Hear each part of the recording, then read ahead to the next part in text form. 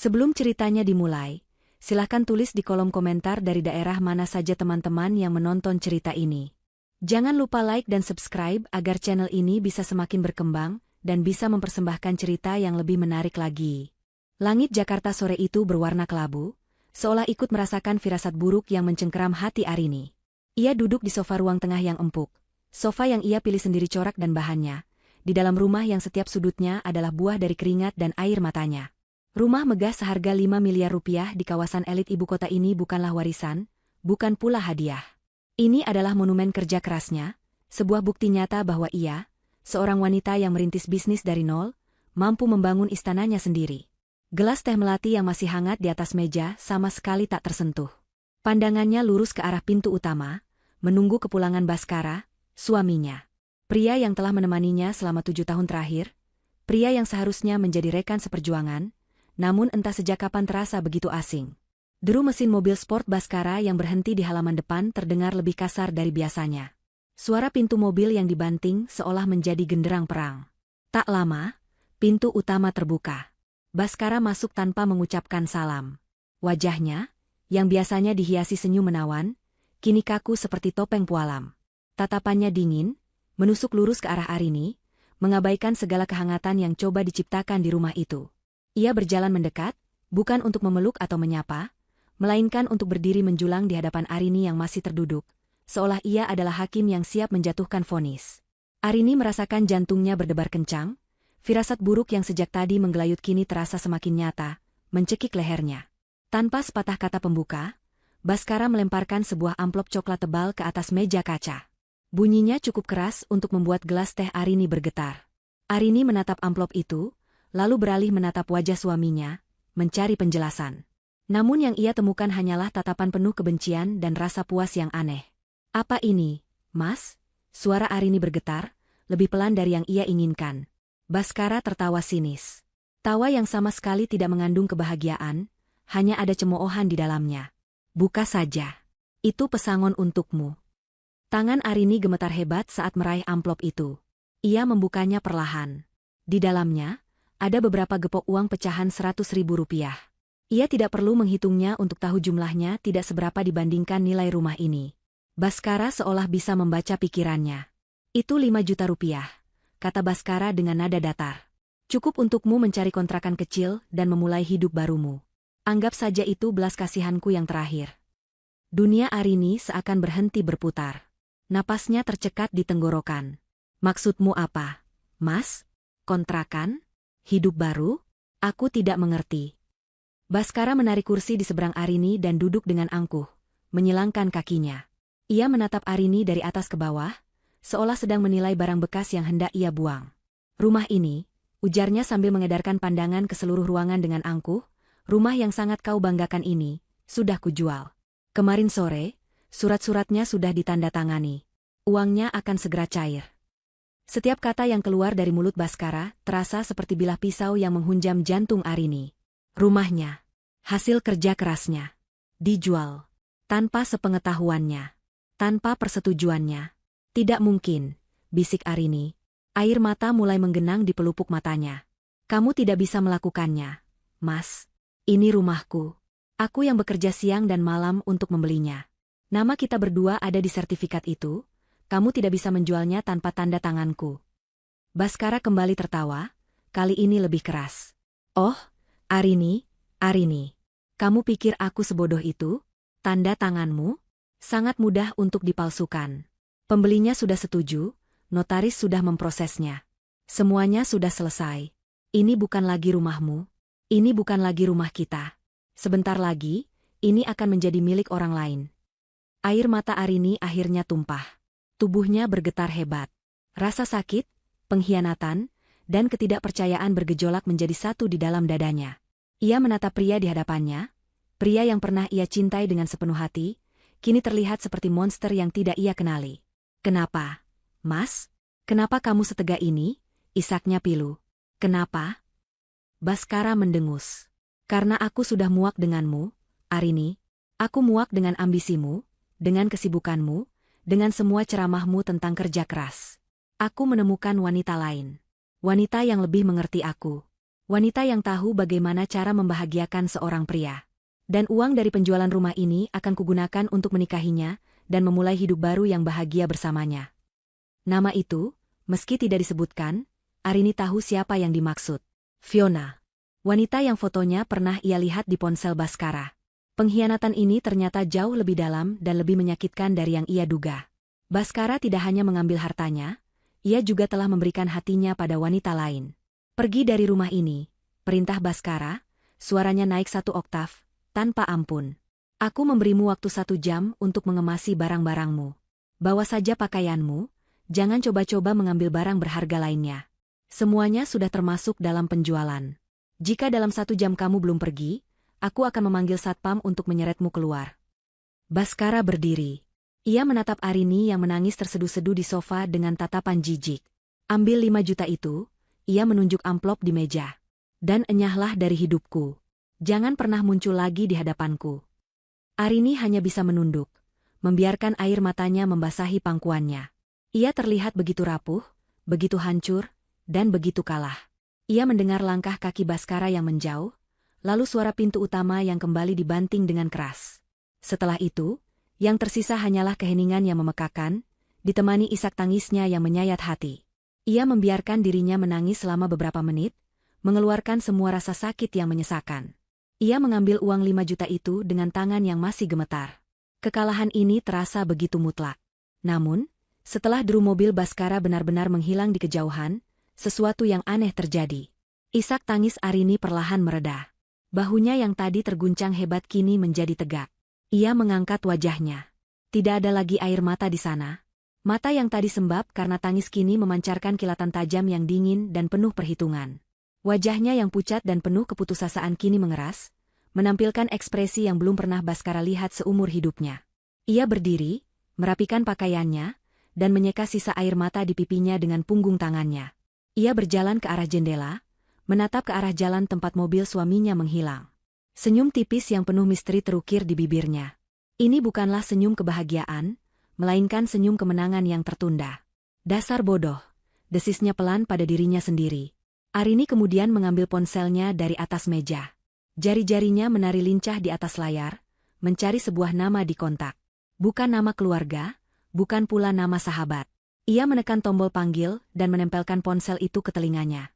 "Halo, selamat sore, Pak Danu," sapanya dengan suara yang tenang dan terkendali, sama sekali tidak terdengar seperti wanita yang baru saja diusir dari rumahnya. "Sore, Bu Arini. Ada apa? Apakah semuanya berjalan sesuai dugaan?" Jawab suara berat di seberang telepon. Arini tersenyum lebih lebar. "Tepat seperti yang kita perkirakan, Pak. Umpannya sudah dimakan. Dia pikir dia sudah menang. Dia pikir dia berhasil menjual rumah ini." Terdengar helaan napas lega dari seberang. "Bagus. Jadi, sertifikat palsu yang kita siapkan berhasil mengelabuinya." "Sempurna," jawab Arini. "Sekarang, saatnya kita menjalankan rencana B. Tolong segera hubungi pihak bank untuk memblokir semua rekening atas nama Baskara. Kirimkan juga surat gugatan cerai dan pembagian harta Gonogini ke alamat apartemen selingkuhannya besok pagi. Dan satu lagi, hubungi Pak Hartono. Katakan padanya sandiwaranya sudah selesai, dan kita akan segera bertemu untuk membahas langkah selanjutnya." Arini menutup telepon. Ia menatap amplop berisi 5 juta rupiah di atas meja. Ia mengambilnya, bukan dengan gemetar, tapi dengan genggaman yang kuat. Badai mungkin baru saja menerpa, tapi ia bukanlah korban. Ia adalah pusat dari badai itu sendiri. Dan badai yang sesungguhnya, baru akan ia mulai. Semua ini tidak terjadi dalam semalam. Kehancuran sebuah kepercayaan dibangun perlahan, bata demi bata, kebohongan demi kebohongan. Arini mengingatnya dengan sangat jelas. 6 bulan yang lalu, kehidupannya masih terasa seperti dongeng yang ia tulis sendiri. Bisnis konsultannya sedang berada di puncak kejayaan, dan hubungannya dengan Baskara, setidaknya dari luar, tampak sempurna. Mereka adalah pasangan ideal di mata teman-teman mereka, istri yang sukses dan mandiri, dengan suami tampan yang mendukung. Baskara bekerja di sebuah perusahaan multinasional, posisinya cukup baik, namun penghasilannya tidak pernah bisa menandingi Arini. Awalnya, Arini tidak pernah mempermasalahkan hal itu. Baginya, cinta tidak diukur dari tebalnya dompet. Benih curiga pertama ditanam pada suatu malam, sekitar 5 bulan lalu. Baskara pulang lewat tengah malam dengan alasan rapat mendadak dengan klien dari luar negeri. Arini, yang sudah terbiasa dengan jadwal kerja yang padat, tidak menaruh curiga. Ia menyiapkan air hangat untuk Baskara mandi dan menunggunya di kamar. Saat Baskara melepaskan kemejanya dan meletakkannya di keranjang pakaian kotor, hidung Arini menangkap aroma yang asing. Aroma parfum wanita. Bukan aroma parfumnya yang lembut dan berkelas, melainkan aroma yang tajam, manis, dan terasa murah. "Parfum siapa ini, Mas?" tanya Arini santai, mencoba menyembunyikan getaran dalam suaranya. Baskara, yang sedang mengeringkan rambutnya dengan handuk, tampak sedikit terkejut. "Oh, itu.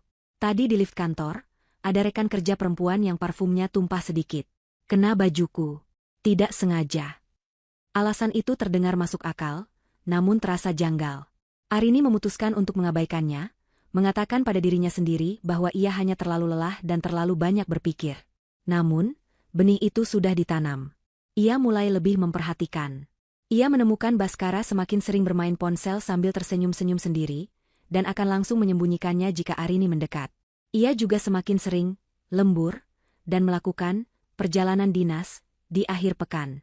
Kecurigaan Arini semakin menguat saat ia melihat laporan tagihan kartu kredit gabungan mereka. Ada beberapa transaksi di restoran-restoran romantis yang mahal pada tanggal-tanggal di mana Baskara mengaku sedang rapat hingga larut malam. Ada pula tagihan dari sebuah butik perhiasan mewah. Sebuah kalung seharga puluhan juta rupiah dengan nama La Perle Noire tercatat di sana. Arini meraba lehernya. Ia tidak pernah menerima kalung semahal itu. Hatinya mencelos. Untuk siapa kalung itu? Kebohongan Baskara kini memiliki bukti fisik yang tercetak di atas kertas. Arini merasa seperti orang bodoh. Selama ini ia bekerja begitu keras, memikirkan masa depan mereka berdua, sementara suaminya menghabiskan uang hasil jerih payahnya untuk wanita lain. Rasa sakit itu begitu hebat, seolah ada tangan tak kasat mata yang meremas jantungnya. Malam itu, ia tidak bisa tidur. Ia menatap wajah Baskara yang tertidur pulas di sampingnya. Wajah yang dulu selalu memberinya ketenangan, kini terlihat seperti wajah seorang penipu. Haruskah ia membangunkan Baskara dan mengkonfrontasinya? Haruskah ia berteriak dan meluapkan semua amarahnya? Tidak. Arini menahan dirinya. Ia tahu karakter Baskara. Jika dikonfrontasi tanpa bukti yang tak terbantahkan, Baskara akan berkelit. Ia akan memutarbalikkan fakta, bahkan mungkin akan menuduh Arini yang terlalu curiga dan posesif. Ia akan membuat Arini merasa bersalah. Arini tidak akan memberinya kesempatan itu. Jika perang ini harus terjadi, maka ia yang akan memilih medannya, ia yang akan menentukan waktunya, dan ia yang akan memastikan kemenangannya. Mulai malam itu, Arini yang lembut dan penuh cinta berubah menjadi seorang ahli strategi yang dingin. Puncak dari segalanya terjadi sekitar 3 bulan yang lalu. Itu adalah malam yang mengubah segalanya. Baskara sedang mandi. Ponselnya yang biasa ia bawa kemana-mana, bahkan ke kamar mandi, malam itu tertinggal di atas nakas di samping tempat tidur. Sebuah keajaiban kecil, sebuah kecerobohan fatal dari pihaknya. Ponsel itu bergetar, layarnya menyala, menampilkan sebuah notifikasi pesan. Jantung Arini berdebar kencang saat melihat nama pengirimnya, V, dengan tambahan 3 emoji hati berwarna merah. Napas Arini tercekat. Tangannya terasa dingin, namun ada dorongan kuat yang tak bisa ia lawan. Ia harus tahu. Dengan tangan gemetar, ia mendekati nakas. Ia tidak perlu membuka ponsel itu. Pratinjau pesan di layar kunci sudah cukup untuk menghancurkan sisa-sisa hatinya yang masih berharap. Pesan itu berbunyi, "Sayang, tadi seru banget. Kapan kamu ceraikan nenek sihir itu biar kita bisa terus sama-sama?" Nenek sihir. Jadi, seperti itukah ia disebut di belakangnya? Wanita yang bekerja keras membangun kerajaan untuk mereka berdua, dianggap sebagai nenek sihir yang harus disingkirkan. Arini merasa mual. Ia mundur perlahan dari nakas, tubuhnya lemas. Ia duduk di tepi ranjang, berusaha mengatur napasnya yang memburu. Suara gemericik air dari kamar mandi terdengar, seperti musik latar dari sebuah film horor. Pria yang ada di dalam sana, pria yang berbagi ranjang dengannya, adalah musuhnya. Sakit hati itu dengan cepat berubah menjadi amarah yang membara. Tapi bukan amarah yang meledak-ledak, melainkan amarah yang dingin, tajam, dan fokus. Ia tidak akan menangis. Air matanya terlalu berharga untuk seorang pengkhianat. Ia tidak akan hancur. Ia terlalu kuat untuk dihancurkan oleh pria lemah seperti Baskara. Malam itu, di tengah keheningan kamarnya, Arini mengambil sebuah keputusan. Ia akan memainkan permainan ini sampai akhir. Keesokan harinya, Arini mulai bergerak. Langkah pertamanya adalah mencari pengacara perceraian terbaik di Jakarta. Ia menemui Pak Danu, seorang pengacara kawakan dengan reputasi tanpa celah. Di ruang kantor yang sunyi dan berbau buku-buku tua, Arini menceritakan segalanya, tanpa ada yang ditutupi. Ia tidak menangis. Ia berbicara dengan suara yang tenang dan mantap, memaparkan setiap detail kecurigaannya, lengkap dengan bukti-bukti awal yang berhasil ia kumpulkan. Pak Danu mendengarkan dengan saksama. Ia menatap wanita muda di hadapannya dengan penuh kekaguman. Kebanyakan klien saya datang dalam keadaan hancur dan menangis. Anda berbeda, Bu Arini. Anda datang dengan rencana perang. Saya tidak ingin perang, Pak, jawab Arini. Saya hanya ingin mengambil kembali apa yang menjadi hak saya, dan memastikan orang yang mengkhianati saya mendapatkan pelajaran yang setimpal. Dari sanalah strategi besar itu dirancang.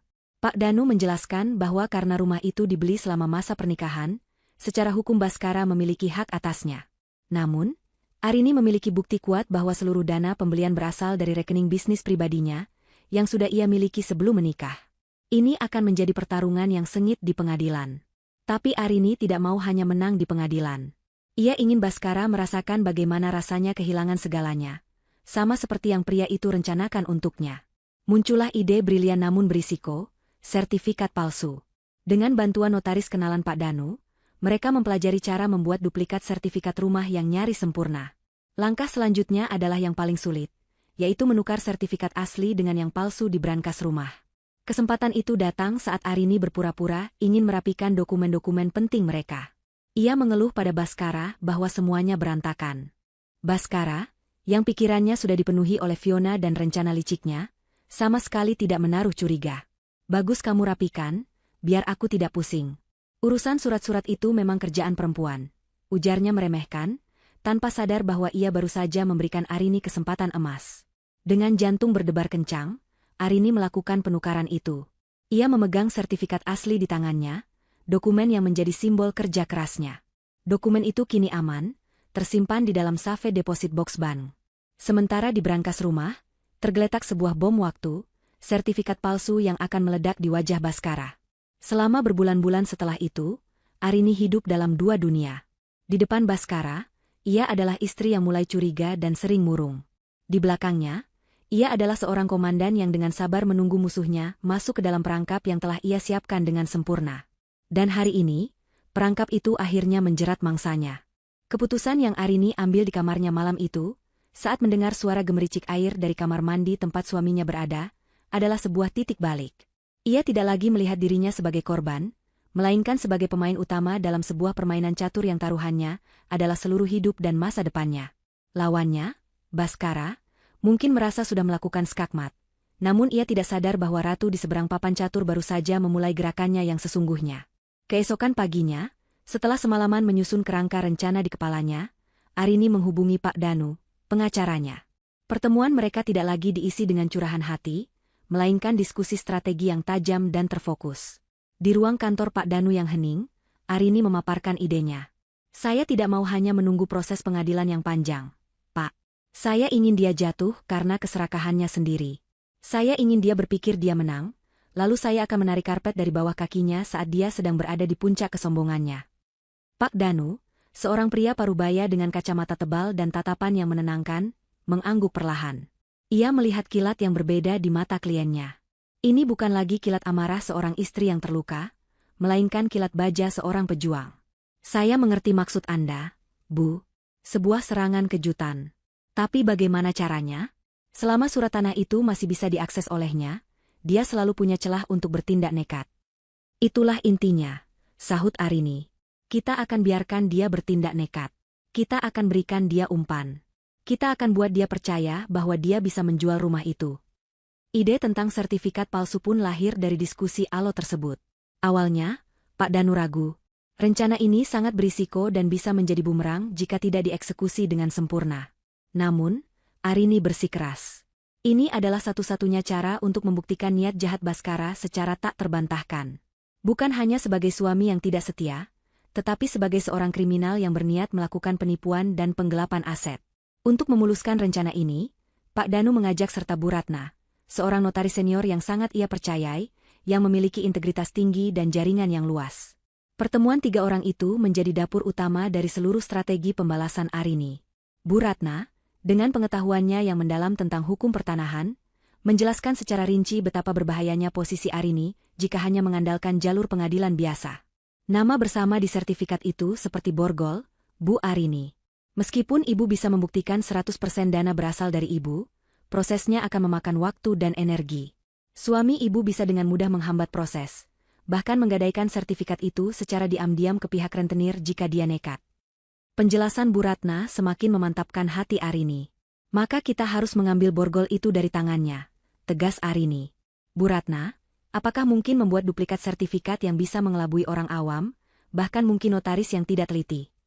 Bu Ratna berpikir sejenak. Mungkin. Tapi tidak mudah dan tidak murah. Kita butuh seseorang yang benar-benar ahli. Bukan pemalsu biasa di pinggir jalan. Kita butuh seniman. Melalui jaringannya, Bu Ratna menghubungkan Arini dengan seorang mantan pegawai percetakan negara yang kini membuka jasa konsultasi keamanan dokumen. Pria tua bernama Pak Tirto itu adalah seorang maestro di bidangnya. Ia bisa mengenali jenis kertas, tinta, dan teknik cetak hanya dengan merabanya. Arini menemuinya secara rahasia, membawa salinan sertifikat yang ia miliki. Pak Tirto mempelajarinya dengan saksama di bawah kaca pembesar dan lampu khusus. Ini cetakan lama. Kertasnya masih mengandung serat kapas yang khas. Tanda airnya dicetak dengan teknik intaglio. Stempelnya menggunakan tinta berbasis minyak yang sudah meresap ke dalam serat kertas. Sulit, tapi bukan tidak mungkin, ujar Pak Tirto. Proses pembuatan sertifikat palsu itu memakan waktu hampir 2 minggu dan biaya yang tidak sedikit. Namun Arini tidak ragu sedikitpun. Baginya, ini adalah investasi untuk keadilan. Selama proses itu, tantangan terbesarnya adalah mendapatkan sertifikat asli dari brankas di rumah tanpa menimbulkan kecurigaan Baskara. Kesempatan itu akhirnya tiba. Suatu malam, saat mereka sedang makan malam dalam keheningan yang canggung, Arini memulai sandiwaranya. Mas, aku tadi cari akta kelahiranku di brankas. Kok dokumen-dokumen kita berantakan sekali ya? Sertifikat rumah, surat BPKB mobil, polis asuransi, semuanya campur aduk. Aku jadi khawatir ada yang hilang atau rusak. Keluh Arini dengan nada cemas yang dibuat-buat. Baskara, yang sedang asyik dengan ponselnya, hanya melirik sekilas. Pikirannya jelas tidak ada di meja makan itu. Ya sudah, rapikan saja kalau berantakan. Kamu kan lebih teliti. Aku rapikan ya, Mas. Mungkin aku mau beli map khusus juga biar lebih aman. Aku bawa dulu ya surat-suratnya keluar dari brankas biar lebih gampang menyortirnya. Pancing Arini. Terserah kamu saja. Urusan remeh-temeh seperti itu jangan tanya aku, jawab Baskara ketus. Hati Arini terasa sakit mendengar nada meremehkan itu, namun ia menahannya. Umpannya berhasil. Malam itu, dengan jantung berdebar kencang, ia membuka brankas baja yang tersembunyi di balik lukisan di ruang kerja mereka. Di sanalah benda itu berada. Sertifikat hak milik, sebuah lembaran kertas berwarna hijau pucat yang terasa berat dan sakral. Dokumen yang menjadi simbol pencapaian terbesarnya. Dengan hati-hati, ia membawanya keluar bersama dokumen-dokumen lain. Keesokan harinya, saat Baskara sudah berangkat kerja, Arini membawa sertifikat asli itu ke tempat Pak Tirto. Sang maestro dokumen memeriksanya dengan teliti, mencocokkannya dengan duplikat yang sudah ia siapkan. Hasilnya sungguh luar biasa. Secara kasat mata, keduanya nyaris identik. Berat kertasnya, teksturnya, warna cetakannya, bahkan ada sedikit efek kertas menguning karena usia yang berhasil ditiru dengan sempurna. Hanya seorang ahli dengan peralatan khusus yang bisa membedakannya. Momen paling menegangkan adalah saat melakukan penukaran. Arini memilih waktu di akhir pekan, saat Baskara pergi, dinas keluar kota, yang Arini tahu pasti adalah liburan bersama Fiona. Di tengah kesunyian rumahnya yang megah, Arini kembali membuka brankas. Tangannya sedikit gemetar. Ini bukan karena takut pada Baskara, tapi karena ia sadar betul akan besarnya langkah yang ia ambil. Ia sedang memanipulasi takdirnya sendiri. Ia mengambil sertifikat asli yang dingin dan terasa berwibawa, lalu meletakkan duplikatnya di tempat yang sama. Terasa pas. Terlihat asli. Ia memandang sertifikat palsu itu sejenak. Sebuah ilusi. Sama seperti pernikahannya selama beberapa bulan terakhir. Baskara telah memberinya pernikahan palsu, maka ia akan memberikan suaminya dokumen palsu. Keadilan yang setimpal. Setelah menutup kembali pintu brankas, Arini tidak membuang waktu. Ia langsung menuju bank tempat ia sudah menyewa sebuah safe deposit box. Di dalam ruang besi yang dingin dan aman, di bawah pengawasan petugas bank, ia meletakkan sertifikat asli itu ke dalam kotak logam. Saat pintu kotak itu ditutup dan dikunci, Arini merasakan beban berat terangkat dari pundaknya.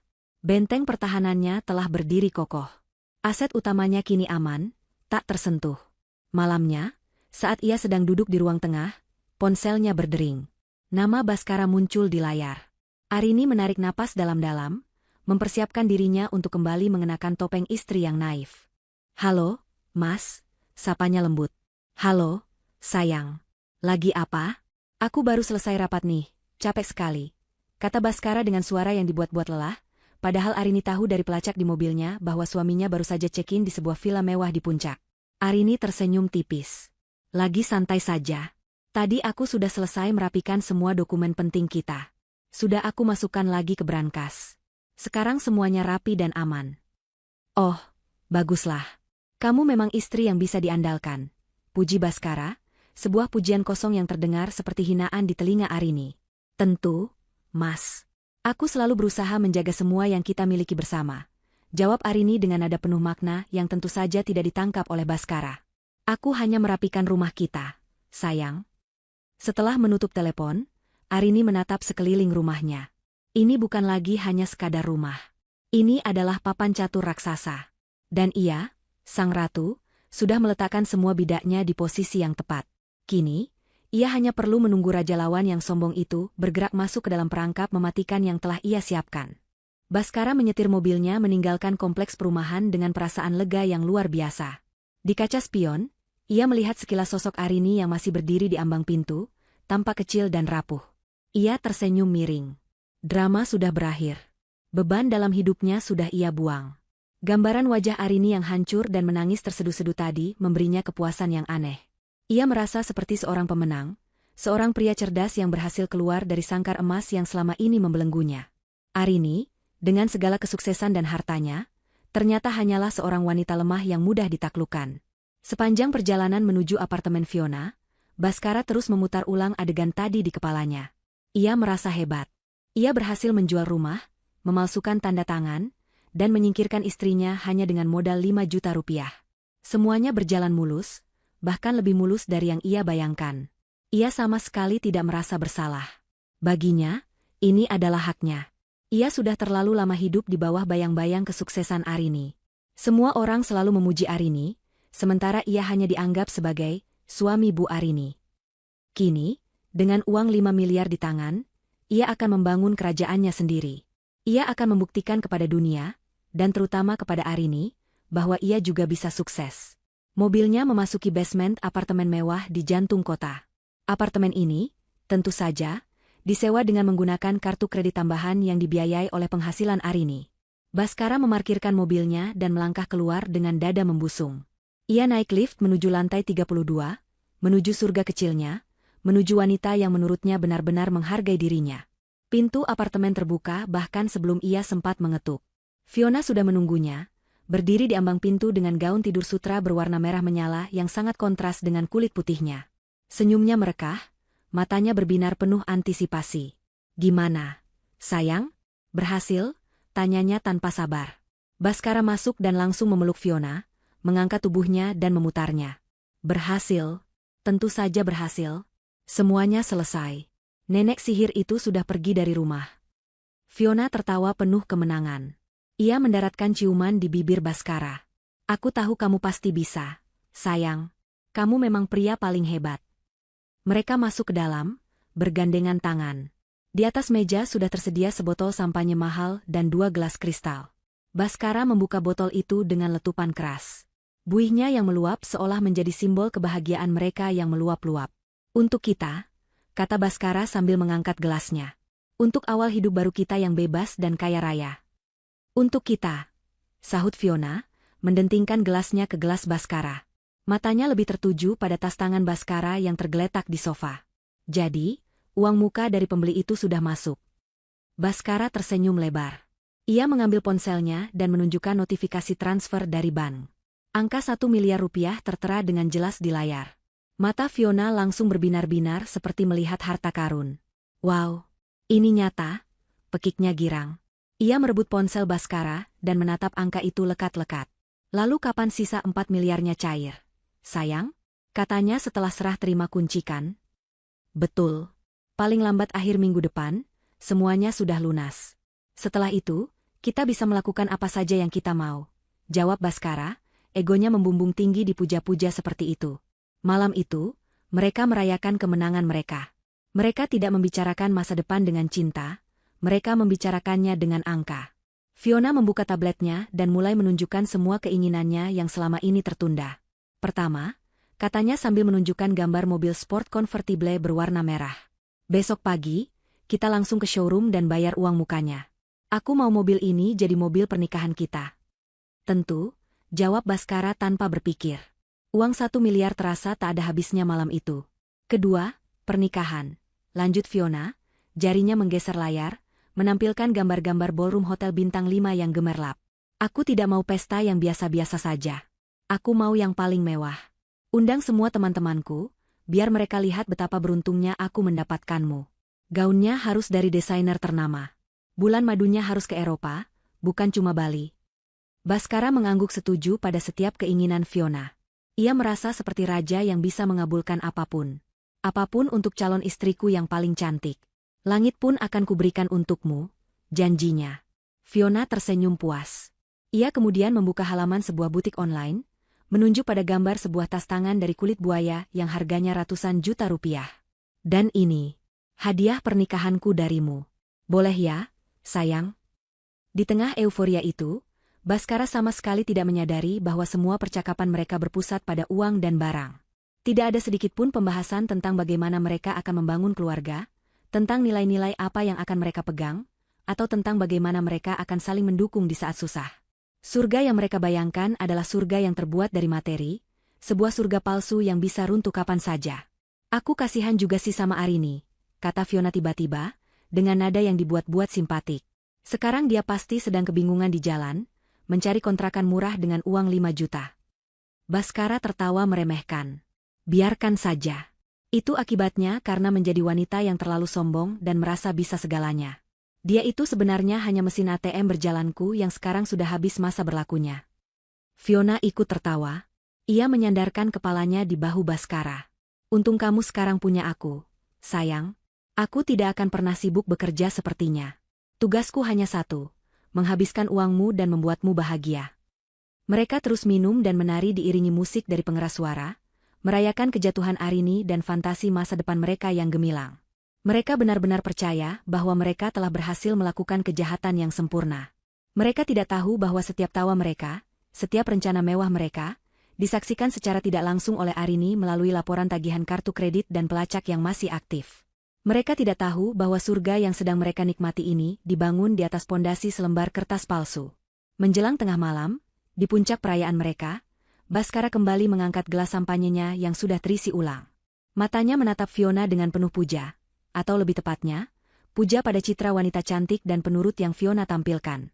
Satu kali lagi, kata Baskara, bersulang untuk kita, dan untuk akhir dari si nenek sihir.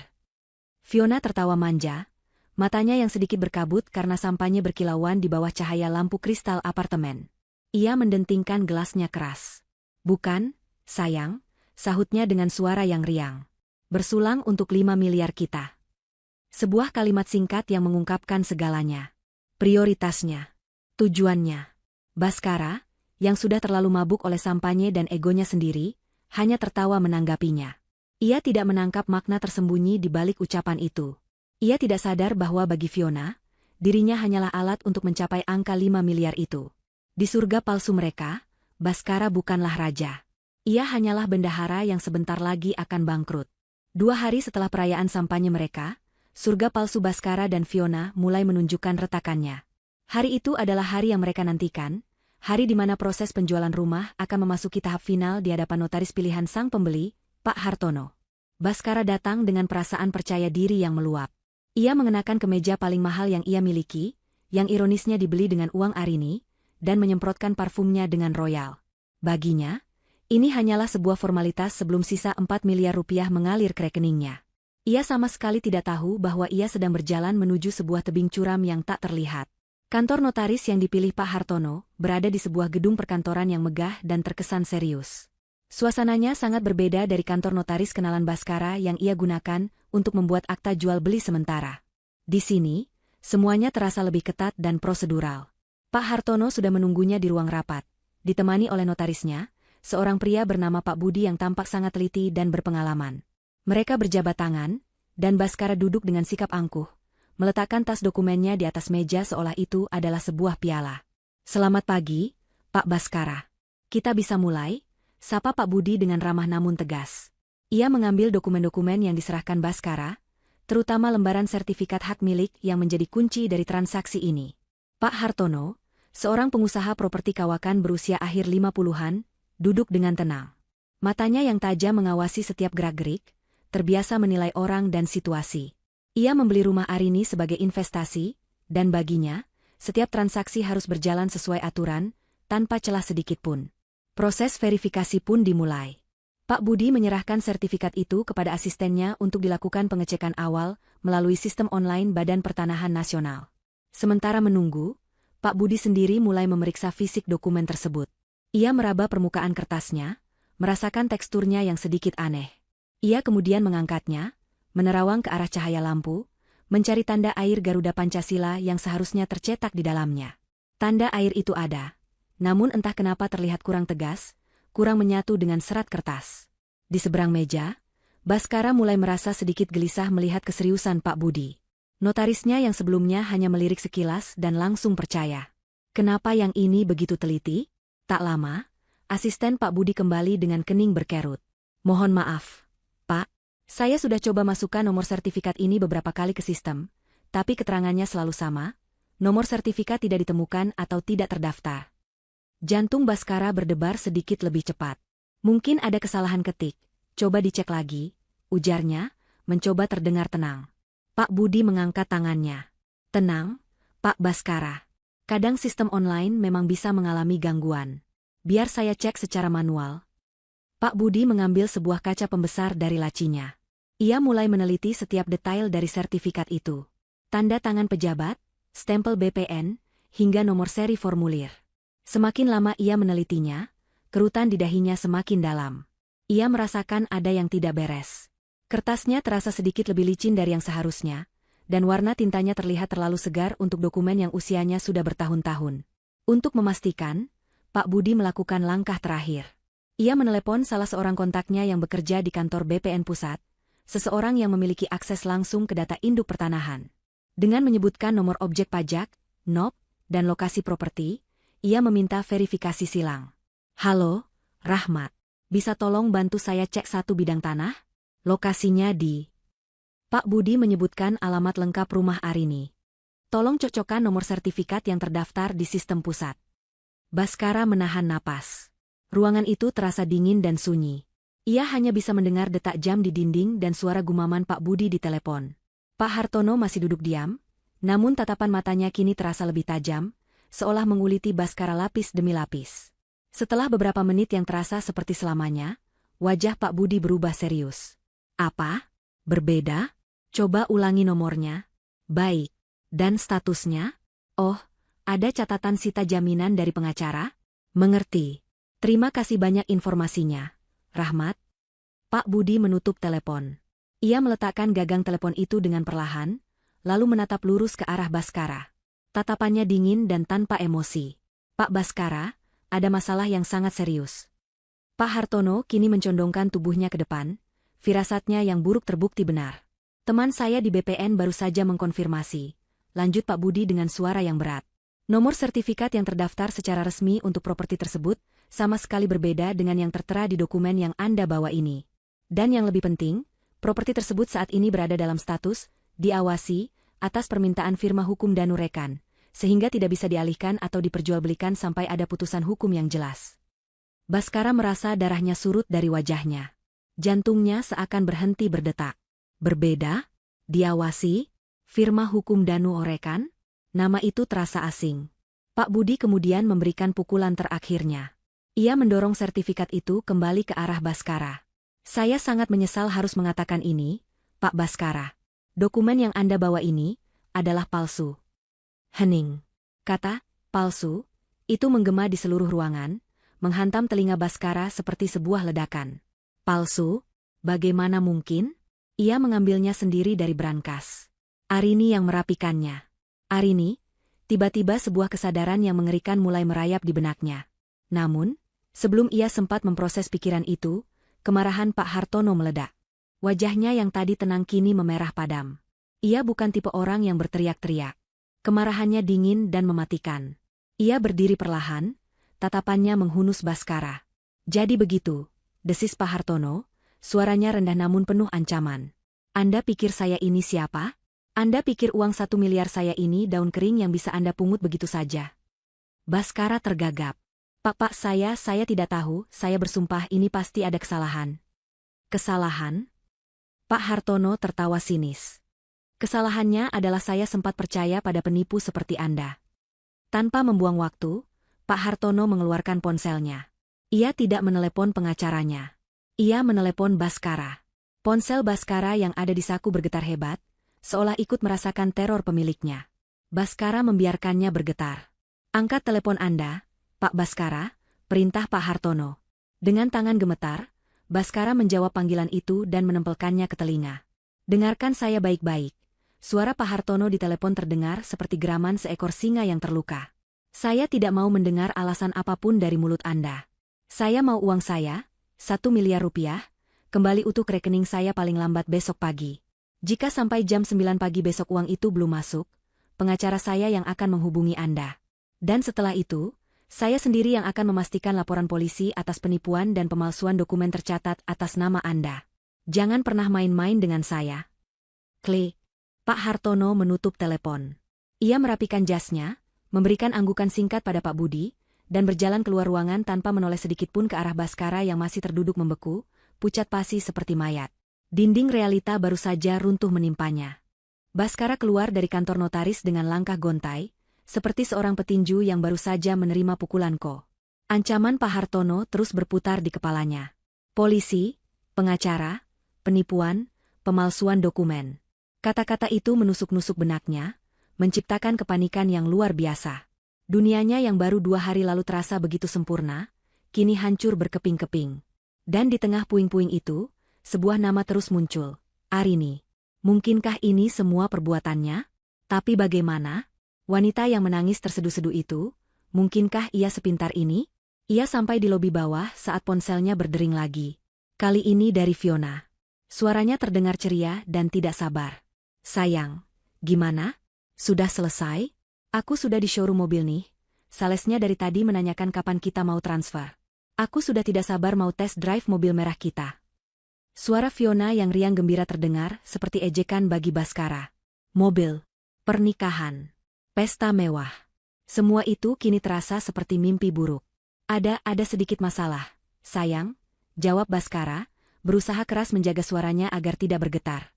Transfernya sepertinya tertunda. Aku ke sana sekarang. Ia harus menyelesaikan masalah dengan Pak Hartono terlebih dahulu. Pikiran pertamanya adalah mengembalikan uang 1 miliar itu secepatnya. Dengan begitu, ancaman laporan polisi bisa dihindari. Ia bisa mengatakan pada Hartono bahwa ia juga korban, bahwa sertifikat itu ditukar oleh istrinya. Ya, itu skenario yang masuk akal.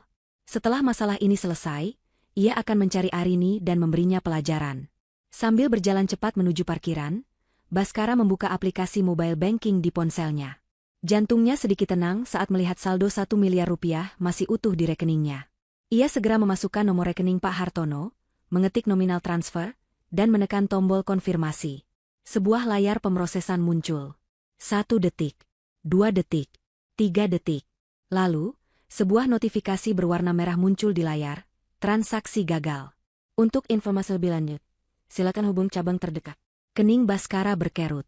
Mungkin karena jumlahnya terlalu besar. Ia mencoba lagi dengan nominal yang lebih kecil, 100 juta rupiah. Hasilnya sama. Gagal. Ia mencoba membayar tagihan teleponnya yang hanya beberapa ratus ribu. Gagal juga. Keringat dingin mulai membasahi pelipisnya. Ada yang tidak beres. Sangat tidak beres. Ia sampai di mobilnya, membanting pintu, dan segera melaju ke mall terdekat. Ia harus mencoba lewat ATM. Mungkin aplikasi mobile bankingnya yang sedang bermasalah. Ia berlari kecil menuju pusat ATM, tidak peduli pada tatapan orang-orang. Ia masuk ke bilik ATM banknya, memasukkan kartu debit dengan napas terengah-engah. Ia memasukkan PIN, memilih menu penarikan tunai, dan mengetik angka 5 juta rupiah. Mesin ATM berbunyi sejenak, lalu layarnya menampilkan pesan yang membuatnya nyaris pingsan. Transaksi tidak dapat diproses. Kartu Anda tidak dapat digunakan. Panik, ia menarik kartu debitnya dan memasukkan kartu kredit utamanya. Ia akan mencoba melakukan tarik tunai. Hasilnya lebih buruk. Kartu Anda ditolak. Ia mencoba semua kartu yang ada di dompetnya. Kartu kredit dari bank lain, kartu debit dari rekening gajinya. Semuanya ditolak. Ditolak. Ditolak. Rasa paniknya kini berubah menjadi teror murni. Ia seperti terperangkap dalam sangkar tak terlihat. Ia punya uang, tapi ia tidak bisa menyentuhnya. Dengan tangan gemetar hebat, ia bersandar di dinding sebelah ATM. Orang-orang di antrean menatapnya dengan aneh. Ia tidak peduli. Ia mencari nomor call center banknya dan segera menelepon. Setelah melewati menu suara otomatis yang terasa menyiksa, akhirnya ia terhubung dengan seorang operator. "Selamat siang, Bank Mandiri, dengan Rian, ada yang bisa dibantu?" "Ya, siang," potong Baskara tidak sabar. "Saya Baskara. Semua kartu saya ditolak. Aplikasi mobile banking saya tidak bisa melakukan transaksi. Apa yang terjadi dengan rekening saya?" "Baik, Bapak Baskara. Mohon sebutkan nama lengkap dan nama gadis ibu kandung untuk verifikasi." Setelah proses verifikasi yang terasa sangat lama, operator itu terdiam sejenak. Baskara bisa mendengar suara ketikan keyboard di seberang telepon. "Baik, Bapak Baskara. Terima kasih sudah menunggu," kata operator itu dengan nada yang kini terdengar lebih formal dan hati-hati. "Setelah kami lakukan pengecekan pada data Bapak, kami informasikan bahwa saat ini seluruh produk perbankan atas nama Bapak, meliputi rekening tabungan, rekening giro, dan kartu kredit, berada dalam status dibekukan." Baskara merasa telinganya berdengung. "Dibekukan? Apa maksud Anda dibekukan? Siapa yang membekukannya?" "Saya tidak merasa punya masalah." Suaranya mulai meninggi. Operator itu menjawab dengan tenang, seolah sudah terlatih menghadapi nasabah yang panik. "Mohon maaf atas ketidaknyamanannya, Pak. Pembekuan ini kami lakukan bukan atas inisiatif bank, melainkan atas dasar surat perintah resmi yang kami terima pagi tadi dari Pengadilan Agama Jakarta Selatan." Pengadilan Agama. Jantung Baskara serasa diremas. "Surat perintah itu," lanjut sang operator, "dikeluarkan sehubungan dengan adanya gugatan hukum perceraian dan pembagian harta gonogini yang didaftarkan oleh pihak ketiga. Dalam hal ini, atas nama Ibu Arini." Arini. Nama itu menghantam Baskara seperti hantaman godam. Seketika, semuanya menjadi jelas. Sertifikat palsu. Panggilan dari Pak Hartono. Dan sekarang, rekening yang dibekukan. Ini bukan kebetulan. Ini adalah sebuah rencana. Sebuah serangan yang terkoordinasi dengan sempurna. Air mata Arini, wajahnya yang hancur, semua itu hanyalah sebuah pertunjukan sandiwara yang luar biasa. Ia telah meremehkan istrinya. Sangat, sangat meremehkannya. Wanita yang ia anggap lemah dan bodoh itu ternyata adalah seorang ahli strategi yang kejam dan brilian. Ia telah masuk ke dalam perangkapnya. Baskara terhuyung mundur, punggungnya menabrak dinding kaca. Ponselnya nyaris terlepas dari genggamannya yang basah oleh keringat. Ia tidak bisa berpikir. Ia tidak punya uang sepeser pun. Ia dikejar utang 1 miliar. Dan ia akan segera menghadapi gugatan cerai. Ia kalah. Kalah telak. Saat ia sedang terpuruk dalam jurang keputusasaan, ponselnya bergetar lagi. Sebuah notifikasi email masuk. Dengan sisa-sisa tenaga, ia membukanya. Pengirimnya adalah sebuah firma hukum, Danuh Rekan. Subjek email itu membuatnya sesak napas. Panggilan sidang pertama gugatan cerai tuntutan harta bersama, nomor perkara 1102, PDTG 2025, Pak JS. Ia membuka lampiran PDF di dalamnya. Dokumen hukum yang dingin dan formal itu memaparkan segalanya. Gugatan cerai dari Arini dengan alasan perselingkuhan. Tuntutan atas seluruh aset bersama, dengan penekanan bahwa sebagian besar aset berasal dari harta bawaan Arini. Dan yang paling mengerikan, salinan surat perintah pembekuan aset dari pengadilan. Semua langkahnya sudah terkunci. Ia tidak bisa lari. Di showroom mobil yang gemerlap, Fiona mulai kehilangan kesabarannya. Ia berulang kali menelepon Baskara, namun panggilannya tidak diangkat. Ia tidak tahu, pria yang ia anggap sebagai tiket menuju kehidupan mewah, kini tengah berdiri gemetar di depan sebuah ATM, menatap surat panggilan sidang di layar ponselnya. Pria itu kini tidak punya apa-apa lagi. Zaman es dalam kehidupannya baru saja dimulai. Baskara kembali ke apartemen Fiona seperti seorang prajurit yang kalah perang. Wajahnya pucat, langkahnya berat, dan aura kemenangan yang dulu menyelimutinya kini telah menguap tanpa sisa. Ia mengemudikan mobil sportnya, yang kini terasa seperti properti pinjaman, dengan tatapan kosong. Gemerlap lampu kota Jakarta yang biasanya membuatnya merasa menjadi bagian dari kemewahan, kini justru terasa seperti sorot lampu interogasi yang menelanjangi kegagalannya. Setiap meter mendekati apartemen, rasa cemasnya semakin menjadi. Bagaimana ia akan menjelaskan bencana ini pada Fiona? Fiona, yang dunianya berputar pada status, kemewahan, dan tentu saja, uang. Saat ia membuka pintu apartemen, Fiona langsung menyambutnya. Bukan dengan pelukan hangat, melainkan dengan rentetan pertanyaan tajam. Ia sudah berganti pakaian, mengenakan gaun cantik seolah siap pergi ke pesta. Akhirnya kamu pulang juga. Dari mana saja? Kenapa teleponku tidak diangkat? Jadi gimana mobilnya? Salesnya bilang transfer DP belum masuk juga. Kamu ini niat tidak sih? Cerocos Fiona tanpa jeda, tangannya berkacak di pinggang. Baskara menelan ludah. Ia melepas sepatunya dengan gerakan lambat, mencoba mengulur waktu, mencari kata-kata yang tepat. Duduk dulu, sayang. Ada yang perlu aku bicarakan. Melihat ekspresi Baskara yang muram, wajah Fiona yang tadinya ceria langsung berubah waspada. Firasat buruk mulai menjalari dirinya. Mereka duduk di sofa yang sama tempat mereka merayakan kemenangan beberapa malam lalu. Suasananya kini 180 derajat berbeda. Ada masalah kecil, mulai Baskara hati-hati. Ia tidak berani menatap mata Fiona. Sepertinya, transfer uangnya tertunda. Ada sedikit masalah administrasi di pihak pembeli dan bank. Fiona menyipitkan matanya. Antenanya yang sangat peka terhadap masalah keuangan langsung berkedut. Masalah administrasi? Masalah seperti apa? Sejak kapan ban menahan transfer 1 miliar hanya karena masalah administrasi? Dan kenapa penjualan rumahnya jadi ditunda? Baskara merasa seperti seorang terdakwa yang sedang diinterogasi. Kebohongan yang ia coba rangkai terdengar lemah bahkan di telinganya sendiri. Ia tahu Fiona tidak akan membelinya. Pembelinya dia komplain soal keabsahan sertifikatnya. Aku Baskara dengan suara pelan. Sertifikat? Fiona tertawa sinis. Bukankah kamu bilang semuanya sudah beres?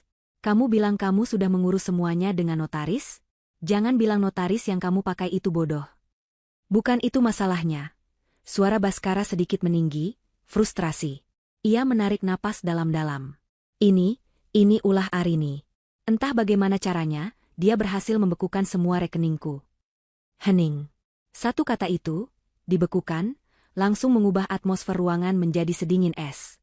Fiona menatap Baskara dengan tatapan tidak percaya, yang perlahan berubah menjadi horor, lalu menjadi amarah yang meluap-luap. Apa kamu bilang? Dibekukan? Desis Fiona, suaranya rendah dan berbahaya. Jadi, uang 1 miliar itu, sekarang tidak ada. Baskara hanya bisa mengangguk lemah. Untuk sementara, aku akan urus. Ini pasti hanya salah paham. Plah, sebuah tamparan keras mendarat di pipi Baskara. Panas dan perih. Fiona berdiri, wajahnya memerah karena murka. Topeng manis dan manjanya telah pecah berkeping-keping, menampakkan wujud aslinya yang dingin dan buas. Salah paham katamu? Teriaknya. Suaranya melengking memenuhi ruangan. Jadi selama ini kamu hanya membual? Kamu datang ke sini, berlagak seperti raja, berjanji membelikanku mobil, tas, pernikahan mewah, padahal kamu itu tidak punya apa-apa. Kamu pembohong. Fiona, tenang dulu, dengarkan aku. Dengarkan apa lagi? Mendengarkan kebohonganmu yang lain, potong Fiona dengan kejam. Aku sudah terlanjur memberitahu semua teman-temanku kalau aku akan punya mobil sport baru. Aku sudah menunjukkan pada mereka foto-foto venue pernikahan kita. Kamu sudah membuatku malu. Amarahnya sama sekali bukan tentang Baskara atau hubungan mereka. Amarahnya murni tentang citra dirinya, tentang status sosialnya, tentang barang-barang mewah yang kini terancam hilang dari genggamannya. Uang DP mobil itu sudah aku transfer. Lanjut Fiona, kini berjalan mondar-mandir seperti singa betina di dalam kandang.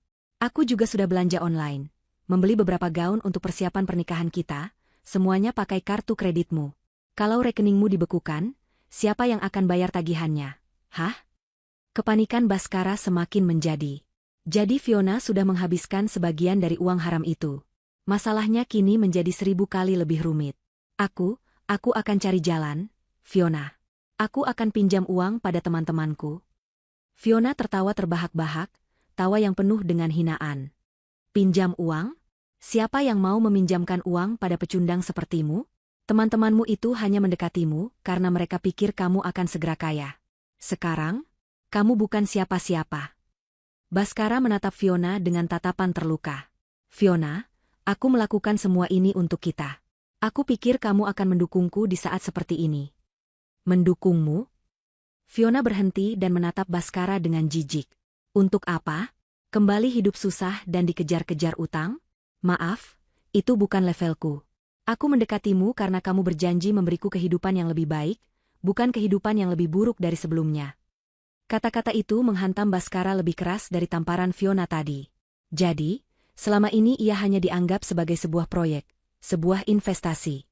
Saat investasi itu gagal, ia langsung dibuang begitu saja. Ia mencoba meraih tangan Fiona, memohon.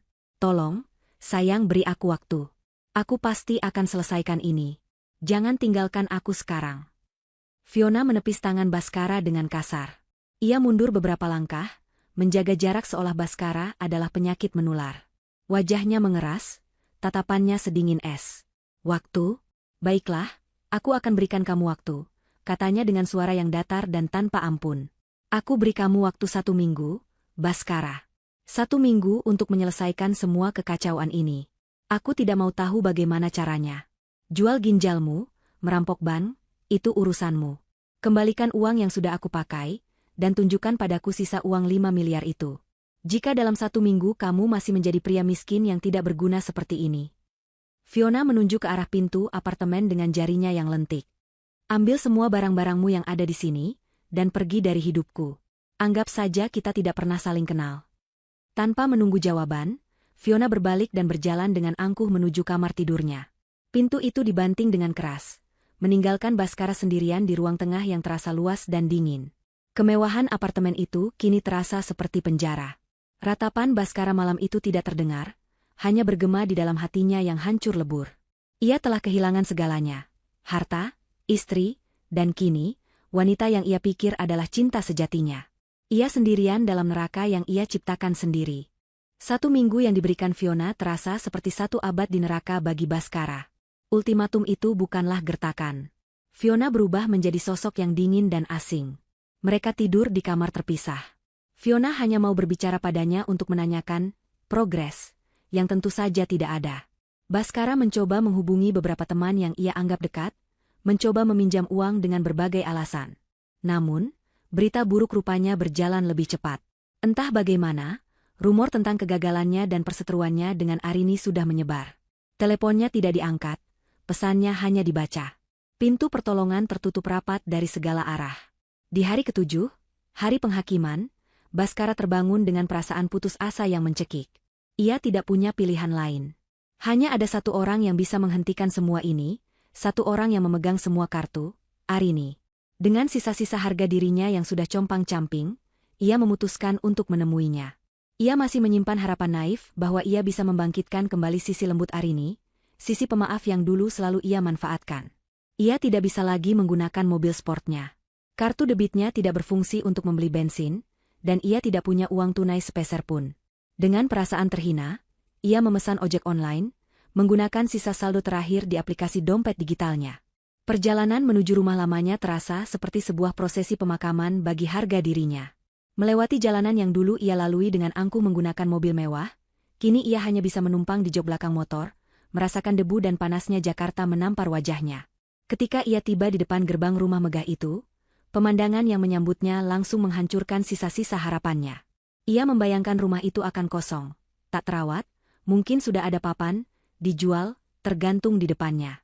Kenyataannya jauh dari itu. Gerbang hitamnya terbuka sebagian.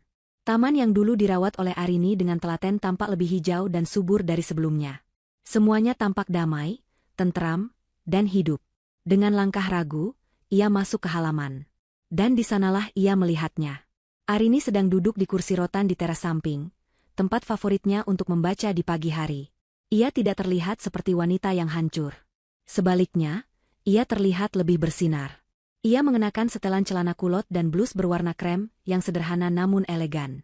Rambutnya digerai, wajahnya hanya dipoles riasan tipis. Di pangkuannya ada sebuah tablet, dan di sampingnya ada secangkir teh yang masih mengepulkan uap. Ia tampak begitu tenang, begitu damai, begitu berkuasa di singgasananya. Pemandangan itu membuat Baskara merasa kecil dan kotor. Arini sepertinya merasakan kehadirannya. Ia menurunkan tabletnya perlahan dan menatap lurus ke arah Baskara yang berdiri canggung di tengah halaman rumput. Tidak ada keterkejutan di matanya. Seolah, ia sudah tahu Baskara akan datang. Dengan sisa keberanian yang ia miliki, Baskara melangkah mendekat. Ia memulai dengan strategi pertamanya, kemarahan dan menyalahkan. "Arini, apa yang sudah kamu lakukan padaku?" serunya, suaranya terdengar serak. "Kamu menghancurkan hidupku. Kamu menjebakku. Tegas sekali kamu." Arini tidak bereaksi. Ia hanya menatap Baskara dengan tatapan yang sulit diartikan, campuran antara kasihan dan geli. Keheningan Arini justru membuat kemarahan Baskara menguap, digantikan oleh keputusasaan. Melihat strategi pertamanya gagal, ia beralih ke strategi kedua, memohon belas kasihan. Ia mendekat ke teras, wajahnya memelas. "Arini, tolonglah, aku tahu aku salah. Aku hilaf, aku dibutakan oleh Fiona. Tapi jangan hukum aku seperti ini. Ingat, kita pernah saling mencintai. Ingat 7 tahun pernikahan kita. Apakah semua itu tidak ada artinya lagi bagimu?" Arini akhirnya meletakkan tabletnya di meja. Ia menatap Baskara, dan untuk pertama kalinya ia berbicara. Suaranya tenang, namun setiap katanya terasa tajam seperti serpihan kaca. 7 tahun yang kamu sebut itu, Baskara, aku juga mengingatnya. Aku ingat bagaimana aku bekerja sampai larut malam untuk membayar cicilan rumah ini. Aku ingat bagaimana aku mengorbankan waktu istirahatku untuk membangun bisnis yang hasilnya juga kamu nikmati. Dan aku juga sangat ingat bagaimana kamu menggunakan hasil kerja kerasku itu untuk menyewa apartemen dan membelikan perhiasan untuk selingkuhanmu. Jadi, jangan pernah bicara soal 7 tahun itu padaku. Skakmat. Baskara tidak bisa membantah. Ia beralih ke strategi tawar-menawar. Baiklah, aku mengaku salah. Aku akan tinggalkan Fiona. Aku akan putuskan dia sekarang juga. Kita bisa perbaiki semuanya, Arini. Kita mulai dari awal lagi. Cabut gugatanmu, tolong buka blokir rekeningku. Kita lupakan saja semua ini, anggap tidak pernah terjadi. Arini tertawa kecil, tawa yang sama sekali tidak terdengar bahagia. Mulai dari awal, kamu pikir pernikahan ini seperti permainan yang bisa di-restart? Kamu pikir kepercayaan yang sudah kamu hancurkan berkeping-keping itu bisa direkatkan kembali dengan ludahmu? Tidak, Baskara. Tidak ada jalan untuk kembali. Kini, Baskara sampai pada tahap terakhirnya. Keputusasaan total. Ia tidak punya apa-apa lagi. Harga dirinya sudah lenyap. Ia melangkah naik ke teras dan berlutut di hadapan Arini. Air mata yang tulus karena penyesalan dan ketakutan akhirnya mengalir di pipinya. "Aku mohon, Arini, ampuni aku. Aku benar-benar tidak punya apa-apa lagi. Fiona sudah mengusirku. Pak Hartono mengancam akan memenjarakanku. Aku akan jadi gelandangan. Kalau kamu tidak mau kembali padaku, tidak apa-apa. Tapi tolong, setidaknya cabut gugatanmu. Biarkan aku menjual rumah ini untuk membayar semua utangku." Ia menatap Arini dengan penuh harap, berharap sisi pemaaf istrinya akan muncul. Namun, yang ia lihat di mata Arini adalah keteguhan yang tak tergoyahkan. Arini berdiri dari kursinya. Ia menatap Baskara yang berlutut di kakinya dengan pandangan dingin. "Kamu pikir aku menangis di hari kamu mengusirku itu karena sedih, Baskara? Salah. Aku menangis karena lega. Lega karena akhirnya topengmu terbuka. Lega karena aku akhirnya punya alasan dan kekuatan untuk menyingkirkan parasit sepertimu dari hidupku. Rumah ini," lanjut Arini, suaranya menusuk. "Rumah ini tidak akan pernah kau jual. Karena kau tidak punya hak apapun atasnya." Arini berjalan ke tepi teras, menatap tamannya yang indah, lalu berbalik menatap Baskara. "Yang kau jual kepada Pak Hartono itu hanyalah kebohonganmu, Baskara. Sertifikat yang kau pegang itu nilainya sama persis seperti janji-janji pernikahanmu dulu. Palsu dan tidak berharga."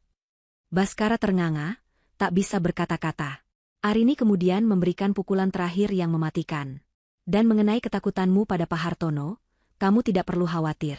Dia tidak akan memenjarakanmu karena kamu sudah menipunya. Dia akan membantuku memenjarakanmu. Dia sudah setuju menjadi saksi kunci dan ikut melayangkan tuntutan percobaan penipuan yang kamu lakukan. Surat panggilannya dari kepolisian mungkin akan sampai di apartemen Fiona besok. Nikmatilah proses hukumnya, Baskara. Itu adalah satu-satunya hal yang tersisa untukmu. Arini tidak menunggu jawaban. Ia berbalik, melangkah masuk ke dalam rumahnya yang sejuk dan damai. Pintu kaca itu ia geser dan tutup perlahan, mengunci Baskara di luar. Baskara hanya bisa menatap punggung Arini yang menghilang di balik tirai.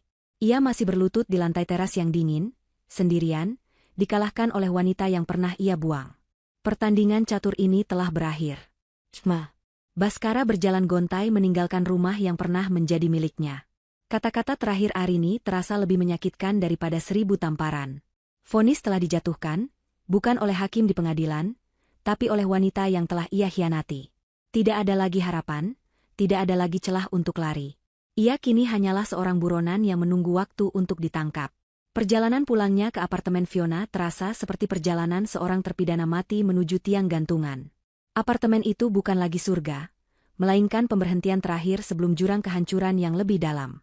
Ketika ia membuka pintu apartemen dengan sisa tenaga yang ia miliki, pemandangan di dalamnya membuatnya tertegun. Di dekat pintu, 3 koper mewah bermerek, yang ia tahu persis harganya setara dengan gaji setahunnya dulu, sudah berdiri tegak, siap untuk diangkut. Fiona tidak sedang menangis atau marah. Ia sedang berdiri di dekat jendela, menelepon seseorang dengan suara yang manja dan tawa yang renyah. Ia tampak cantik dalam balutan gaun kasual yang mahal, seolah tidak ada badai apapun yang sedang menerpa hidup mereka. Melihat Baskara masuk, Fiona mengakhiri panggilannya dengan cepat. Oke, sayang, nanti aku telepon lagi ya. Bye. Ia berbalik menghadap Baskara. Wajahnya tenang, tatapannya dingin seperti seorang manajer yang akan memecat karyawannya. Tidak ada lagi sisa-sisa kemesraan di sana. Sudah kuduga, kata Fiona, suaranya datar. Ia melirik penampilan Baskara yang kucel dan putus asa dari atas ke bawah. Wajahmu sudah menjawab segalanya. Kamu gagal. Baskara terlalu lelah untuk berdebat. Ia hanya menatap koper-koper itu. Kamu mau kemana? Fiona tersenyum sinis, senyum yang sama sekali tidak mencapai matanya. Tentu saja pergi. Aku ini, anggap saja seorang investor, Baskara. Aku menginvestasikan waktuku, kecantikanku, dan perasaanku padamu karena aku melihat ada potensi keuntungan yang besar. 5 miliar, tepatnya. Tapi sekarang, investasiku terbukti gagal total. Sahammu anjlok dan tidak akan pernah naik lagi. Investor yang pintar tahu kapan harus cut loss dan menarik dananya sebelum bangkrut sepenuhnya. Dan itulah yang sedang aku lakukan sekarang. Analogi bisnis yang kejam itu membuat Baskara merasa mual. Jadi selama ini, ia hanya dianggap sebagai saham, sebuah aset. Jadi semudah itu, bisik Baskara, suaranya parau. Setelah semua yang kita lalui bersama, janji-janji kita. Fiona tertawa kecil, seolah Baskara baru saja menceritakan lelucon yang bodoh. Apa yang kita lalui, Baskara? Yang kita lalui itu adalah uang dan fasilitas dari Arini. Sekarang sumbernya kering, tentu saja perjalanan kita juga selesai. Ini bukan hal yang rumit. Aku sudah bertemu dengan investor baru. Sedikit lebih tua, memang, tapi portofolionya jauh lebih stabil darimu. Hati Baskara terasa seperti diremukan. Bahkan di titik terendahnya pun, Fiona masih sempat menghinanya. Ia sudah digantikan secepat itu. Lalu, bagaimana dengan semua barang yang sudah aku berikan? Tas? Perhiasan? Tanya Baskara, sebuah pertanyaan putus asa yang menyedihkan. Oh, itu. Fiona melambaikan tangannya dengan acuh tak acuh. Anggap saja itu biaya kompensasi atas waktuku yang sudah terbuang sia-sia denganmu. Aku akan menjualnya. Lumayan untuk modal awal perjalananku dengan yang baru. Baskara hanya bisa menunduk. Ia dikuliti sampai ke tulang. Ia tidak punya apa-apa lagi. Bahkan kenangan pun direbut dan diubah nilainya menjadi uang. Ia sudah siap menerima nasibnya, pasrah pada apapun yang akan terjadi selanjutnya. Tiba-tiba, bel apartemen berbunyi. Suaranya nyaring dan memecah keheningan yang canggung di antara mereka. Paling itu taksi online yang aku pesan, kata Fiona sambil berjalan santai menuju pintu. Namun, saat Fiona membuka pintu, yang berdiri di sana bukanlah seorang supir taksi, melainkan 2 orang pria berbadan tegap dan berwajah keras. Pakaian mereka kasual, namun aura intimidasi yang mereka pancarkan begitu kental. Selamat siang, sapa salah satu pria itu dengan suara berat. Kami mencari Ibu Fiona dan Bapak Baskara. Wajah Fiona yang tadinya angkuh langsung berubah pucat. Ada apa ya? Kami dari pihak leasing mobil, lanjut pria itu sambil menunjukkan surat tugasnya. Menurut data kami, ada tunggakan pembayaran pertama dan denda keterlambatan atas 1 unit mobil sport berwarna merah yang uang mukanya sudah dibayarkan, namun cicilan pertamanya belum dilunasi. Kami diperintahkan untuk menagih atau menarik kembali unitnya. Mata Fiona membelalak panik. Ini adalah bencana yang tidak ia perhitungkan. Dalam sekejap, otaknya yang licik langsung bekerja mencari jalan keluar. Ia melihat Baskara yang masih berdiri terpaku di ruang tengah, lalu ia melihat celah untuk kabur. Dengan gerakan cepat, Fiona menunjuk ke arah Baskara. "Oh, mobil itu. Itu sepenuhnya urusan dia," katanya dengan suara yang dibuat seolah ia adalah korban. "Dia yang berjanji akan membelikan mobil itu untuk saya. Dia yang mengurus semua surat-suratnya. Saya tidak tahu apa-apa. Tagih saja semuanya pada dia." Kedua penagih utang itu langsung mengalihkan perhatian mereka pada Baskara, yang tampak bingung dan tidak berdaya. Momen itu, jeda sepersekian detik itu, adalah kesempatan emas bagi Fiona. "Permisi, saya harus pergi sekarang," katanya sambil meraih gagang kopernya. Ia menyeret koper-koper itu, mendorong tubuhnya melewati kedua pria tegap itu di ambang pintu. Sebelum benar-benar menghilang di koridor, ia berhenti sejenak dan menoleh ke belakang, memberikan satu tatapan terakhir pada Baskara. Tatapan itu penuh dengan kemenangan dan rasa jijik yang mendalam. "Selamat tinggal, pecundang." Fiona pun pergi, langkahnya cepat dan mantap, meninggalkan Baskara untuk menghadapi musiknya sendirian. Kedua penagih utang itu kini melangkah masuk ke dalam apartemen, menutup pintu di belakang mereka dengan bunyi klik yang terdengar, seperti bunyi pintu sel penjara yang ditutup. "Jadi, Bapak Baskara," kata pria yang lebih besar sambil menyilangkan tangan di depan dada, tubuhnya menghalangi jalan keluar. "Kita perlu bicara baik-baik soal uang dan mobil." Baskara menelan ludah. Ia terpojok. Di dalam apartemen mewah yang menjadi saksi bisu mimpi-mimpi palsunya, ia kini harus menghadapi konsekuensi nyata dari perbuatannya. Karma itu ternyata tidak selalu datang dari langit. Terkadang, ia datang dalam wujud wanita cantik yang baru saja pergi, dan 2 orang penagih utang yang sama sekali tidak terlihat ramah. 1 tahun kemudian, fajar menyingsing di ufuk timur Jakarta, menyapukan warna keemasan pada gedung-gedung pencakar langit. Di salah satu puncak gedung tertinggi di pusat kota, di sebuah penthouse dengan jendela kaca dari lantai ke langit-langit, Arini menyambut pagi itu dengan secangkir kopi hangat di tangannya. Ia menatap pemandangan kota yang terbentang di bawahnya, kota yang pernah nyaris menelannya dalam badai pengkhianatan, kini tampak seperti sebuah diorama yang indah dari kejauhan. Setahun terakhir adalah tahun transformasi baginya. Setelah semua drama hukum selesai, ia memutuskan untuk menjual rumah lamanya. Bukan karena ia butuh uang, tapi karena ia butuh lembaran baru. Ia tidak mau lagi tinggal di dalam sebuah monumen yang penuh dengan kenangan pahit. Rumah itu ia jual kepada sebuah keluarga muda yang tampak begitu bahagia, dan Arini merasa lega, seolah ia telah menyerahkan sebuah beban kepada orang yang tepat. Dengan sebagian hasil penjualan rumah itu, ia membeli penthouse ini. Tempat yang lebih ringkas, modern, dan yang terpenting, sepenuhnya miliknya.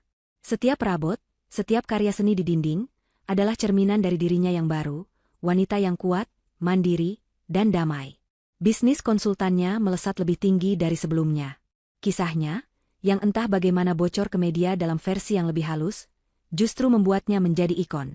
Ia diundang menjadi pembicara di berbagai seminar pemberdayaan wanita, menginspirasi banyak orang dengan ketegaran dan kecerdasannya. Ia tidak pernah menyebut nama Baskara atau Fiona. Ia hanya menceritakan tentang pentingnya kemandirian finansial dan kekuatan untuk bangkit kembali dari titik terendah. Pagi itu, setelah menikmati kopinya, Arini bersiap untuk pergi bekerja. Ia mengenakan blus sutra berwarna biru laut yang membuatnya tampak segar dan profesional. Saat ia memeriksa email di tabletnya, sebuah notifikasi dari majalah bisnis terkemuka muncul. Ia membukanya. Di sana, di sampul digital majalah itu, terpampang fotonya yang diambil beberapa minggu lalu. Ia tersenyum, senyum yang tulus dan penuh percaya diri. Di bawah fotonya, tertulis judul besar, Arini Suryo, membangun kembali takdirnya, menginspirasi jutaan wanita Indonesia. Ia tersenyum kecil, bukan karena sombong, tapi karena bersyukur. Ia telah berhasil melewati malam yang paling gelap dan kini menyambut fajar yang abadi. Kedamaian adalah kemewahan terbesarnya. Di belahan lain kota yang sama, di sebuah warung makan sederhana yang pengap dan berbau asap rokok, seorang pria kurus dengan wajah kuyu sedang menyantap sarapan paginya, semangkuk bubur ayam seharga Rp8.000. Pria itu adalah Baskara. Malam abadinya telah berlangsung selama setahun penuh. Proses hukum telah menguras habis sisa-sisa tenaga dan hartanya. Ia terbukti bersalah atas percobaan penipuan. Untuk menghindari hukuman penjara yang lebih lama, ia setuju untuk membayar ganti rugi yang sangat besar kepada Pak Hartono dan perusahaan leasing mobil. Ia tidak punya pilihan selain menjual semua yang ia miliki, yang ternyata tidak seberapa. Mobil sportnya ditarik, dan ia masih menanggung sisa utangnya. Ia kini bekerja serabutan, terkadang menjadi kuli angkut di pasar, terkadang menjadi tukang cuci mobil panggilan. Pekerjaan yang dulu tidak pernah terlintas sedikit pun di benaknya. Penampilannya berubah drastis. Tubuhnya yang dulu tegap kini sedikit membungkuk. Wajahnya yang dulu tampan kini dihiasi kerutan dan tatapan mata yang kosong. Kesombongannya telah berganti menjadi rasa malu yang permanen. Sambil menyeruput kuah buburnya yang hambar, matanya tak sengaja tertuju pada sebuah majalah bekas yang tergeletak di meja sebelah. Majalah bisnis yang sama, yang sampulnya baru saja dilihat Arini di penthouse mewahnya. Baskara meraih majalah itu dengan tangan yang sedikit gemetar. Dan di sana, ia melihatnya. Wajah Arini tersenyum, bersinar, dan tampak begitu bahagia. Lebih bahagia dari yang pernah ia lihat selama 7 tahun pernikahan mereka. Ia membaca judul di bawahnya. Ironi itu terasa seperti tamparan yang sangat keras. Wanita yang ia sebut nenek sihir dan mesin ATM, itu kini menjadi inspirasi jutaan orang. Sementara ia, sang pria hebat, kini hanyalah seorang pecundang yang makan di warung kumuh. Penyesalan yang dalam dan pahit menjalari seluruh tubuhnya. Ia akhirnya sadar, yang ia buang dulu bukanlah sekadar istri yang kaya raya. Ia telah membuang seorang partner, seorang wanita brilian yang seharusnya bisa membawanya menuju kesuksesan yang nyata, bukan kesuksesan instan hasil menipu. Ia telah menukar berlian dengan batu kali, dan kini ia harus hidup selamanya di antara kerikil tajam penyesalannya. Sementara itu, Fiona, karma juga menemukannya dalam bentuk yang berbeda. Ia memang berhasil kabur hari itu dan sempat menjalin hubungan dengan pria kaya lain. Namun, pihak leasing mobil tidak sebodoh yang ia kira. Dengan data KTP yang ia berikan saat proses awal, mereka berhasil melacaknya. Ia dituntut untuk ikut bertanggung jawab atas utang mobil itu. Pria kaya barunya, yang tidak suka dengan wanita bermasalah, langsung mencampakkannya. Untuk membayar utang, Fiona terpaksa menjual tas dan perhiasan pemberian Baskara. Ia kembali ke titik nol. Lingkaran perburuannya dimulai lagi, namun reputasinya yang buruk membuatnya semakin sulit mendapatkan mangsa. Karmanya adalah siklus pencarian tanpa akhir yang melelahkan dan kosong. Baskara meletakkan majalah itu kembali ke meja. Ia menghabiskan sisa buburnya dengan cepat, lalu membayar dan pergi. Ia berjalan menyusuri trotoar yang ramai, seorang diri di tengah keramaian, menuju malam abadinya yang tak akan pernah berakhir. Di atas sana, di puncaknya, Arini menutup jendela pentousenya. Ia tersenyum, bukan karena memikirkan nasib Baskara, tapi karena memikirkan masa depannya sendiri yang cerah. Ia sudah siap untuk memulai hari. Fajar barunya telah tiba, dan kali ini, tidak akan ada siapapun yang bisa meredupkan cahayanya.